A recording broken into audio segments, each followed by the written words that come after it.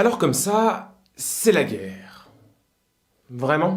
C'est ça les Arabes, ils vous enculez! Aujourd'hui, vidéo un peu spéciale, peut-être un peu courte ou même un peu longue parce que je l'ai écrit au fur et à mesure des événements. On va voir comment le récit médiatique autour des émeutes est selon moi mensonger. On va voir ce qui se passe réellement dans les banlieues et comment la récupération de cette bourgeoisie de gauche et d'extrême gauche peut signer la fin de cette bourgeoisie de gauche et d'extrême gauche. Et enfin, on va répondre à la question que vous attendez tous. Quelle perspective peut-on avoir sur la suite des événements? Mais avant tout, je t'invite à liker, à commenter, à partager, surtout à t'abonner à la chaîne de Georges. C'est très important pour le... Vous êtes sur la chaîne de Georges. On est en pleine guerre civile. Mais c'était prévisible. Mais c'était sûr en fait. C'est parti.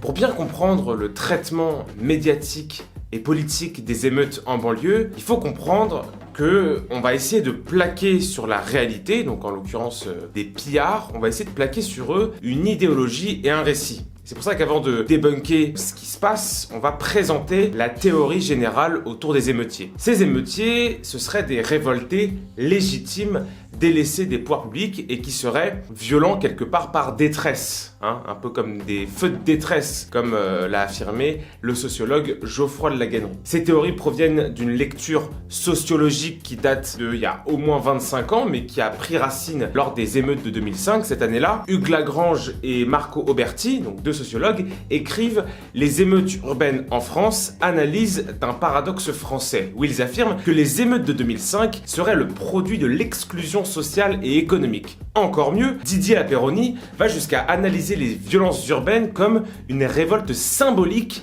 contre l'exclusion. Donc, les révoltes urbaines, si elles sont bien motivées, contre l'exclusion et contre la discrimination, seraient en quelque sorte légitimes. Et c'est normal de se révolter si le système est injuste. Dans le cas de Nanterre, c'est d'autant plus juste de tout casser que Naël est un arabe et qu'un policier qui tue un arabe, ça rentre parfaitement dans le cadre de ce qu'on appelle en sociologie un continuum de violence. Je vous explique rapidement ce que c'est. On part d'un contrôle aux faciès et on arrive à des meurtres d'individus racisés. Oui, je sais, c'est un peu gros. Si on prend la lecture sociologique des émeutes, le contrôle aux faciès, c'est pas juste un contrôle aux faciès. Ça fait partie d'un système beaucoup plus large de discrimination.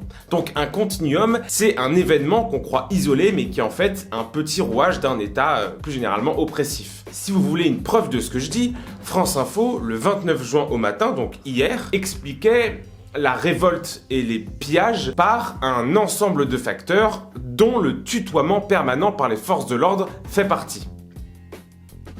On tutoie et on casse. Voilà. Donc la révolte est légitime. Et si elle est légitime, elle devient romantique aux yeux des jeunes bourgeois parisiens ou de leurs parents qui contrôlent la quasi-totalité des organes médiatiques et institutionnels. C'est pour ça que ces émeutes urbaines, ces émeutes de banlieue sont rarement dénoncées dans les médias dominants. C'est aussi pour ça que le pouvoir, qui sait que l'élite culturelle déteste la France blanche et rurale, se permet d'envoyer l'armée sur les gilets jaunes, mais qu'elle envoie 2 camions de CRS pour des guérillas urbaines en banlieue. Bon, ça a un peu changé depuis 2 jours. On pense évidemment à Bonjour Tristesse, Mathieu Longat, paillasson devant l'éternel, qui a déclaré que c'était une révolte légitime pour la protection des enfants. Pas mal lui, Mathieu Longat, c'est Canal+, c'est le Bagel, c'est France TV Slash, c'est le service public quoi. Ou Usul, qui a déclaré sans rire que les snaps où on voyait des émeutes et des pillages, donc des guérillas urbaines, c'était incroyable, bien plus festif et bien moins violent qu'on peut s'imaginer en regardant des chaînes d'infos. Il a vraiment dit ça, je vous jure. La bourgeoisie voit les émeutes comme un divertissement, elle se sent inattaquable parce que pour l'instant, elle est éloignée géographiquement des émeutes et on verra que ça risque de changer. Alors, tu te doutes bien, si t'es sur cette chaîne YouTube, on va remettre un peu ce discours-là en perspective. Parce que on nous dit que les populations des banlieues sont exclues et discriminées, ce qui légitimerait la violence. Alors non, non pas du tout. Mais alors, vraiment pas. Contrepoint montre que l'État a dépensé environ 100 milliards d'euros dans les banlieues depuis 40 ans. Alors c'est pas 100 milliards d'un coup, on a un plan banlieue en 1990 de 9 milliards de francs, pardon, soit 1,37 milliard d'euros. On a le fameux plan de 2004 à 5 50 milliards d'euros sur 10 ans, les plans de revitalisation des centres-villes de Macron à 5 milliards, bref, 100 milliards d'euros. Donc les gamins qui manifestent et qui détruisent des MJC et des cinémas ont reçu, eux, leurs parents et leurs cousins, ils ont reçu 100 milliards d'euros des Français. Donc on a plus affaire à des gosses de riches frustrés qu'à des populations discriminées. Attention. À titre de comparaison, les investissements dans les territoires ruraux qui comptent 20% des Français, soit 2 fois plus que dans les banlieues, c'est quasiment 20 fois moins d'investissement de l'État sur la même période. On peut citer le plan de relance rurale de 2015 à 1 milliard d'euros. Et c'était un événement à l'époque. Et je parle même pas des services publics, bien plus présents en banlieue que dans toutes les campagnes de France. Le principe du désert médical, il n'y a pas en banlieue. Il y a des écoles en banlieue. Même si elles crament, on les reconstruit. Ce qui n'est pas le cas dans les territoires ruraux. Donc déjà, le premier mensonge, c'est que les banlieues sont discriminées économiquement et socialement. C'est faux, ils sont littéralement gavés statistiquement d'argent public. Puis, par ailleurs, les Français sont assez cool parce que après chaque révolte, les émeutiers crament des préfectures, des écoles primaires, des MJC, des cinémas, la poste, pour ensuite réclamer de l'argent public pour reconstruire ces mêmes services publics. Et alors, tous les services publics que j'ai mentionnés ont été cramés la première nuit des émeutes du 28 au 29 juin. La théorie bourgeoise voudrait que ces émeutes soient motivées par le décès d'un proche. Bah non, désolé, ces émeutes, les Français les subissent le 14 juillet, le jour de l'an, les victoires de l'Algérie, à Noël, pendant la Coupe du Monde. Désolé de vous le dire, mais ces violences cherchent des prétextes pour exister. Mais ça va être autant la mort d'un jeune lors d'un contrôle de police qu'un jour dans le calendrier. Ils s'en foutent en fait. Il y a juste une révolte qui est moins légitime qu'une autre, mais il y a quand même une révolte. En fait, ces émeutes sont avant tout une manière de marquer le territoire, montrer aux policiers et à l'État 2 choses. 1, vous n'êtes plus chez vous ici, contentez-vous de nous donner de l'argent. Et 2, si vous touchez un membre de ma communauté, parce qu'on a affaire à des émeutes communautaires, vous mangerez des écrasements de tête. Villefeuille a opéré. Vous croyez que quoi, vous? Pourquoi tu es venu ici? Pourquoi tu es venu ici? Mais pourquoi tu es venu ici? La réalité, c'est que ces émeutes sont avant tout là pour racketter l'État. Je m'explique. Depuis 2005, et même avant, l'État a pour coutume d'acheter la paix sociale. On s'en rend vite compte quand on voit les plans d'investissement dans les banlieues qui suivent méthodiquement les menaces d'émeutes urbaines. Les associations et les narco-États que sont les banlieues rackettent littéralement l'État français. Les émeutiers disent à l'État « donnez-nous de l'argent » ou « on bloque ce pays par la violence ». C'est un chantage à l'émeute, qui est l'autre versant de l'achat de la paix sociale en fait. Quand tu achètes la paix sociale, tu t'exposes forcément au chantage à l'émeute. Alors parfois les territoires sont tellement perdus que c'est plus l'État qui fait la loi, mais c'est les dealers. C'est le cas à Marseille où tout est relativement assez calme lors des émeutes parce que les trafiquants refusent que leur business ne soit perturbé par les émeutiers. Alors vous allez me dire, mais non, mais il y a eu des manifestations à Marseille aussi. Alors non, attention, il y a eu des manifestations dans le Vieux-Port, quartier hautement bourgeois de Marseille, et non dans les quartiers nord. Je rappelle qu'en 2005, dans la majorité des quartiers, le calme était revenu après l'intervention des dealers, qui voyaient les émeutes comme un manque à gagner financier. On reste sur 2005 parce qu'on a la comparaison assez facile et assez simple en ce moment. Or, ce qui se passe actuellement, c'est différent. Les émeutes sont aujourd'hui des émeutes communautaires, comme je l'ai dit, décuplées par les réseaux sociaux, c'est les vacances, c'est l'été, les émeutiers sont protégés par la narration quelque part un peu bourgeoise de la France insoumise. Enfin bref, ça n'a rien à voir avec 2005. En 2005, c'est 12 000 policiers qui étaient mobilisés pour contrôler et pour cadenasser les émeutes. Aujourd'hui, c'est 40 000 en 2 jours. Et ça marche pas. Ces zones, donc les banlieues, ne sont littéralement plus contrôlables par l'État, si ce n'est le narco-État lui-même. Mais on a été prévenu, et c'est pas un hasard si le son de Sofiane Sénoulé-Condé est revenu lorsqu'un commissariat a été pris d'assaut. Il y a un changement d'autorité. Avant de passer à la partie suivante, j'aimerais vous parler d'un concept développé par Étienne Géhin dans son livre Le danger sociologique que je cite assez souvent. Ce concept-là, c'est le biais d'agentivité. C'est un concept qui consiste à prêter à des individus ou à des foules des intentions qu'elles n'ont pas forcément. C'est l'idée de caler une narration derrière un élément qui n'en a pas. Ces émeutes, c'est exactement ça. On tente de les lire comme des révoltes romantiques et justifiées, alors que c'est juste des pilleurs qui profitent d'un état faible pour se servir dans les magasins. C'est tout. C'est malheureusement juste ça. Et ça, ce phénomène de juste des pilleurs qui profitent d'un état faible pour aller au Foot Locker ou au Nike, ça, c'est incompréhensible pour la gauche qui a besoin d'une belle narration quand il y a des émeutes. Elle a besoin de voir l'opprimé contre l'oppresseur, le David contre le Goliath, alors qu'en fait, c'est juste le chaos. C'est le chaos qui est le fruit d'un changement de souveraineté. L'État se retire de ses territoires et laisse place à des bandes armées organisées. Et la transition entre ces deux souverainetés sur un territoire, c'est le pillage. C'est tout. Pour bien comprendre que les émeutiers sont romantisés par la bourgeoisie médiatique, il faut comparer le traitement de ces émeutes avec les Gilets jaunes ou du meurtre de Naël avec, par exemple, le meurtre de Lola. Pendant les Gilets jaunes, la première réaction des médias, ça a été de se demander si les beaufs étaient sortis, si l'État était faible, s'il fallait pas sortir l'armée pour faire rentrer tout le monde. Pareil pour le meurtre de Naël, on a eu le droit à des sorties lunaires de personnalités politiques et médiatiques sur le sort malheureux de ce petit Naël. Personnalité qu'on n'a jamais entendue sur d'autres drames. Mathieu Kassovitz, on va parler de toi. Mathieu Kassovitz, il a même pleuré face caméra pour nous montrer à quel point il était touché dans son âme par ce drame.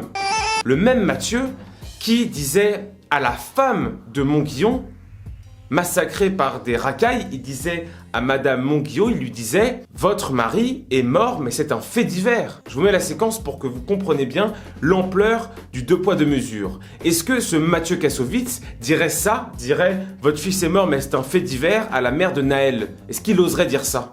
Je suis désolé, madame, parce que vous avez perdu un mari et vos filles qui regardent à la télé. Vous avez ouvert, en fait, vous parlez, tout ce dont vous parlez là, c'est des faits divers. Et je suis encore désolé de parler de ça. Je suis désolé. Ce qui est arrivé à votre mari, malheureusement, va arriver à quelqu'un d'autre.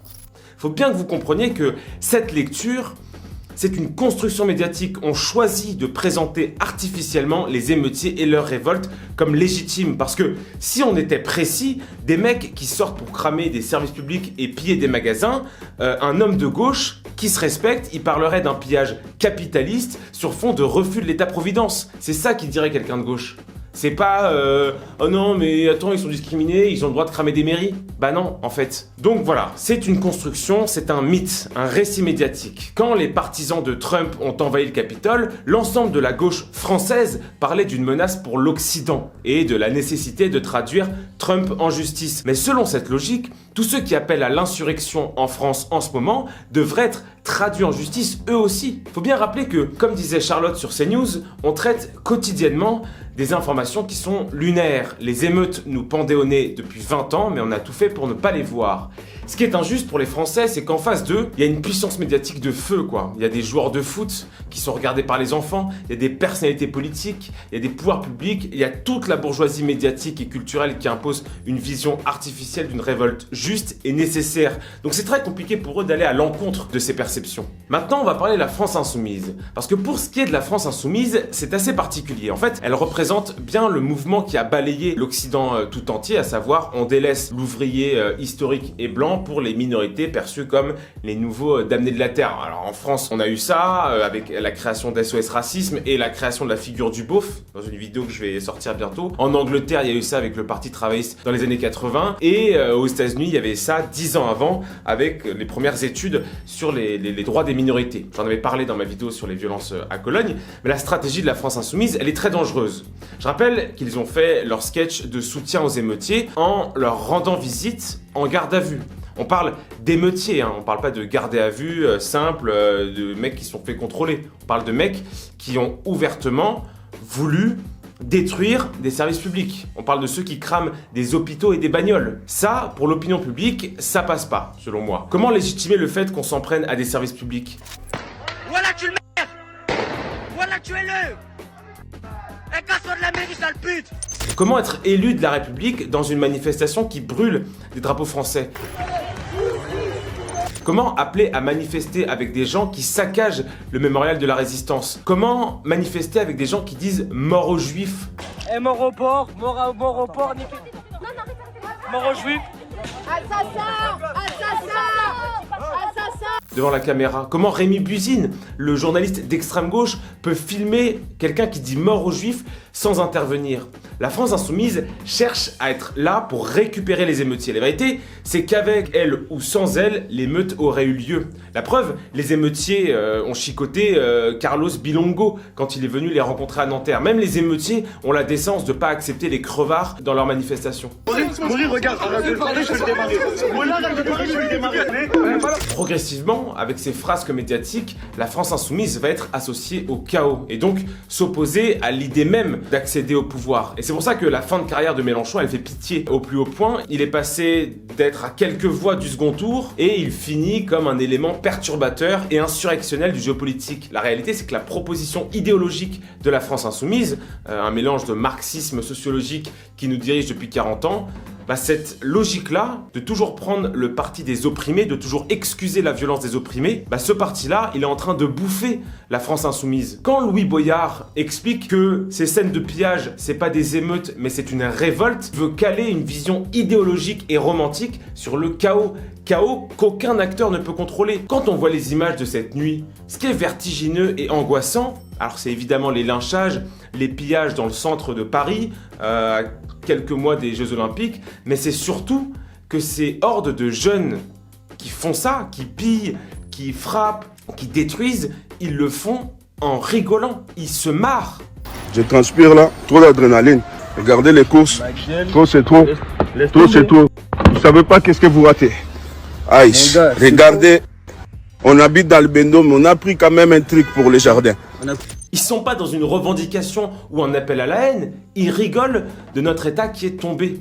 Le problème, c'est que désormais, la France insoumise est perçue comme l'allié du chaos. Et pour un parti qui veut gouverner, c'est terrible. Je rappelle, je le dis souvent, mais que la politique, ça a été créé, tout comme l'État, pour éviter à tout prix le chaos. C'est le Léviathan, Hobbes et compagnie, quoi. En plus, le calcul électoral de la France insoumise, il est mauvais. Les comptes sont pas bons, Kevin. Elle espère qu'en soutenant les pillages, les émeutiers les verront comme des sauveurs. C'est oublier que ces émeutiers ne sont pas soutenus par la grande majorité des habitants des banlieues, qui sont majoritairement mineurs et minoritaires dans leur propre banlieue. En témoignent les vidéos de parents qui viennent récupérer leurs gosses en pleine émeute, qui font le taf de la police.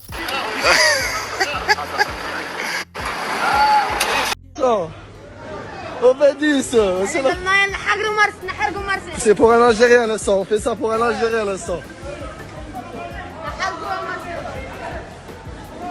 Pour vous dire dans quel état d'esprit on est pour l'instant. Donc soutenir ces gamins pour la France insoumise, c'est au mieux un mauvais calcul politique, la preuve qu'ils sont incapables de lire une situation politique insurrectionnelle. Au pire, c'est ce qu'ils souhaitent. Ils souhaitent une insurrection pour prendre le pouvoir par-dessus. Je suis désolé de vous le rappeler, mais pour que vous compreniez bien comment on marche sur la tête dans notre pays, des émeutes crament des écoles, des services publics menacent la vie des gens, enflamment des mairies, et la France insoumise explique que ce ne sont pas des émeutes, mais que c'est une révolte juste.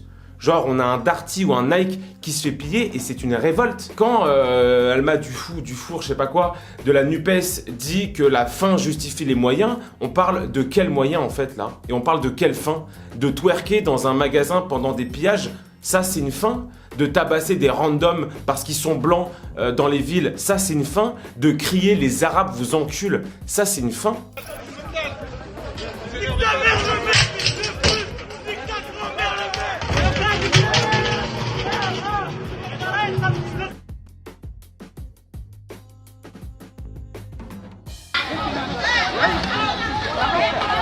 C'est quoi ça? Nike. T'as trouvé ça où? Alors, pour conclure, qu'est-ce que nous apprennent les émeutes et leur gestion dans notre pays, et de notre pays surtout? Moi j'ai noté 4 choses. Premier élément, l'État est faible. Tout comme Macron qui a pris directement le parti des émeutiers parce qu'il a peur, en condamnant sans jugement le policier. L'ensemble de l'administration française est terrifiée à l'idée d'un nouvel embrasement comme on a pu connaître en 2005, sauf qu'on y est en fait. On peut déjà lire des circulaires qui enjoignent les policiers à éviter le contact et à laisser le chaos s'installer. Pas de vague, sauf que ce pas de vague, ça fait 40 ans qu'on le pratique. Depuis l'école primaire jusqu'aux prisons, on est dirigé par le pas de vague. Et aujourd'hui, le pas de vague, il fait un tsunami. Cette faiblesse va se traduire par une situation de bordel généralisé dans les banlieues qui se réglera sans doute par des nouvelles figures communautaires ou religieuses et qui aboutira à un nouveau plan banlieue, de l'argent public qu'on va injecter pour nous protéger, 1 an ou 2 maximum. Alors chose assez étonnante, j'ai écrit ça avant de savoir 2 choses que j'ai appris aujourd'hui. Déjà qu'on a tenté de nous cacher l'aspect religieux et communautaire des manifestations, sauf que des vidéos sont sorties. Ça m'a tout l'air d'être assez communautaire et religieux. Premier élément. Deuxième élément, la Grande Mosquée de Paris, tout comme le consulat d'Algérie, ont produit des communiqués complètement lunaires où ils se posent en médiateurs et en juges de la situation. Mais on fait les étonner, mais ça fait bien longtemps que les insurrections se règlent à la mosquée et non devant la justice de ce pays. Je vous rappelle les émeutes qu'il y avait eu à Dijon. Évidemment que c'est les Français qui vont payer pour ces dégradations et parfois les Français les plus modestes dans les campagnes qui payent des taxes en veux-tu, en voilà, justement pour les redonner aux banlieues en fait, qui payent assez peu et qui produisent assez peu de richesses dans ce pays. Valérie Pécresse, elle a annoncé ce matin un grand plan de 20 millions d'euros pour les dégâts causés par les barbares. Mettez-vous bien ça dans la tête. Pour les jeunes sur Snap, ils cassent quelque chose, le lendemain on leur donne 20 milliards. Je sais pas si vous vous rendez compte de l'image renvoyée. On leur donne 20 milliards. C'est comme si je vais dans la rue, je starte un mec, il me donne son iPhone le lendemain. Quelle perception je vais avoir du sens commun maintenant, vous voyez? Mais je crois que ce qui va être acté dans l'administration publique française, c'est que ces territoires, donc les banlieues, bah ça va plus être la France quoi. Mais ça va être des ordres parallèles. On s'adressera aux dealers ou aux imams pour entrer dans ces territoires-là. Alors peut-être que ce sera des narco-enclaves ou des enclaves religieuses qui vont bénéficier peut-être du soutien d'un État étranger. Alors je pense notamment à l'Algérie, au Qatar, au Maroc ou à la Turquie, enfin bref, tous ceux qui ont déjà pénétré notre politique intérieure via des dons à des associations plus que douteuses. On pense évidemment au Miligorus pour la Turquie. En tout cas, ce qui est sûr, c'est que c'est acté que ces territoires sont perdus. Ils ont leur propre loi, bientôt leur propre juridiction et finiront par avoir leur propre langue. Cette situation, elle va entraîner chez les Français un besoin de sécurité très fort. Et les partis qui proposent des solutions radicales sur ce terrain-là vont gagner dans les sondages, je pense. Alors évidemment, ça va être Reconquête et le Rassemblement national. Je rappelle qu'en 2005, le ministre de l'Intérieur était passé de 50 à 62% d'opinion favorable. C'était Nicolas Sarkozy à l'époque. Pour finir, parce que cette vidéo commence à être un peu longue, il faut voir cette situation comme le début d'une insurrection. Après avoir débordé des quartiers, après être rentré dans la capitale, après avoir pillé la capitale, les émeutiers vont progressivement aller dans les résidences privées, s'attaquer aux biens et aux personnes. De gauche, de droite, du centre, ils feront pas de distinction les gars. Ça sert à rien de faire les suceurs et de les soutenir. Ils feront pas la différence. La police, exactement comme ce que je disais dans ma vidéo sur la guerre civile, la police, elle peut rien faire puisqu'elle est mobilisée partout ailleurs, dans les banlieues. Donc va y avoir un manque de sécurité là où elle n'est pas. Et comme disait Thibaut de Montbrial, c'est pas une question juridique, c'est une question de... on parle de décréter le couvre-feu, mais même pendant le confinement, on avait eu des émeutes alors qu'il y avait un couvre-feu. Là, c'est plus une question de volonté politique, voire une question militaire. Est-ce qu'on peut militairement reprendre la main? Est-ce que c'est possible? Merci à tous d'avoir suivi cette vidéo. N'hésitez pas à liker, à commenter, à partager et surtout à vous abonner à la chaîne Georges. C'est très important pour le référencement. Et moi, je vous dis à très vite pour de nouvelles aventures. Je tiens juste à rajouter quelque chose. J'y pense là, ce sera peut-être un peu romantique. Tous ceux qui regardent cette vidéo sont pas forcément d'accord avec moi. Ils vont peut-être dire que je suis trop radical, que je suis un peu trop... je suis ému parce que c'est une situation qui me touche, parce que c'est mon pays qui est en train de brûler. Je voudrais juste vous dire que il ne faut, premier élément, jamais s'habituer au chaos. Jamais s'habituer au chaos. C'est pas parce qu'on voit des choses tous les jours que c'est normal. Et deuxième élément, il y a des solutions politiques et militaires à ce problème. On peut s'en sortir. On pourra un jour dans notre vie connaître une France apaisée, une France pacifiée et une France où il fait bon vivre. C'est objectivement pas le cas pour l'instant, mais si on s'organise, si on propose des choix politiques et rationnels, on peut y arriver. Voilà, merci à tous de me suivre, prenez soin de vous et de vos proches, en l'occurrence protégez-les. Merci de me suivre, vive la France et vive ce qu'il en reste. Time!